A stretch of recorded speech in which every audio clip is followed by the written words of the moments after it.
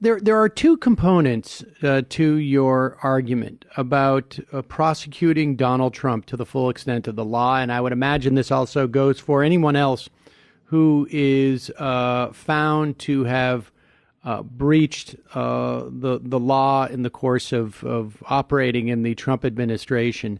The two major components are just simply what is best for democracy, and also what is there's a political argument in terms of those people who oppose Republicans and what they tend to do when they're in office. But before we get to that, let's just sort of quickly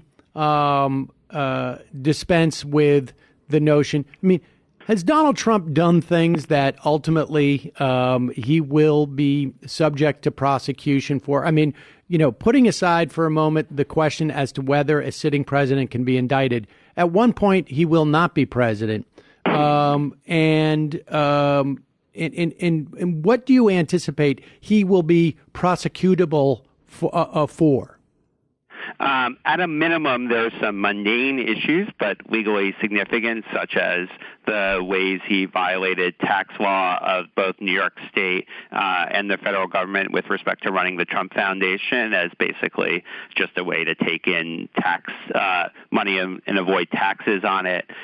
He pretty clearly violated a series of campaign finance laws with the payouts to women that he did in conjunction with Michael Cohen. He's essentially an unindicted co-conspirator in cases to which Michael Cohen has pled guilty. So this is like a much better argument than you normally get to make about somebody when there hasn't been a prosecution, because most people are not unindicted co-conspirators or individual number one, as in his technical case.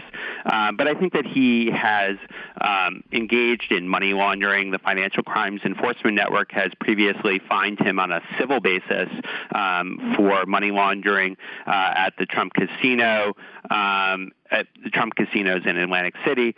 I think there's probably going to be evidence that he did money laundering in conjunction with Russian oligarchs, even separate from the Robert Mueller investigation, and any number of tax issues that were developed by the New York Times massive investigation into tax crimes by Trump and his siblings, some of which the statute of limitations has let out, which is basically a get-out-of-jail-free card if prosecutors don't find crimes quickly enough for individuals.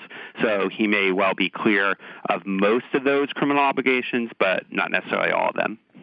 Okay, so and we don't even have to really raise Robert Mueller's name, largely speaking, when we talk about those things that he's prosecutable for today.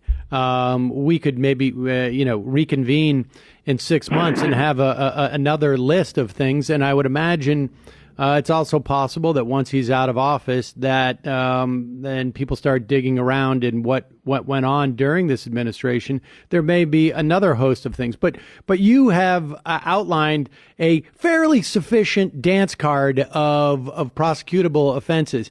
So let's talk about and I want to circle back at one point to the question of how's he been able to get away with this? But before we get there, the idea that he has gotten away with this stuff up to this point is, in some respects, the foundation for your argument that from a perspective of democracy and maintaining some stability within our society, it is essential that we prosecute Donald Trump. Why?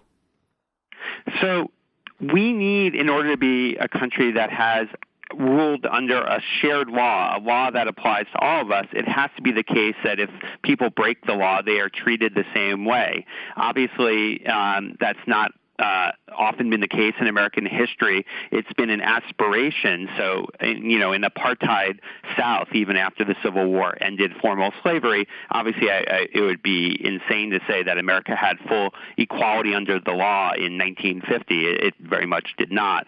But the fact that there was an aspiration and a sense that the country was moving toward more equality under the law meant that we were getting better, and people had some faith in an American dream and in the idea idea that America might become a country in which we were all treated under law the same. And the tendency, while imperfect, was to get better through probably the 1970s, maybe into the 1980s. People can quibble about the exact time at which things started to go sideways, but I would argue that in recent decades, America has become less equal under the law. Your odds of going to jail if you commit a crime as a powerful person have gone down precipitously, even as mass incarceration is an enormous blight on our country. And I think that tears at the fabric of our country. It tears at the notion that we're all in this together. If you think about the rhetoric of Dr. Martin Luther King Jr., a lot of it was about making America live up to its aspirations, referencing the Declaration of Independence and the Constitution as having set forth ideals that the country maybe hadn't lived up to but could move toward. And I think that the ability to have these sort of shared aspirations, these shared ideals, these shared principles as something that we could move towards has been on the decline, and we're potentially reaching sort of a breaking point at which people are thoroughly cynical.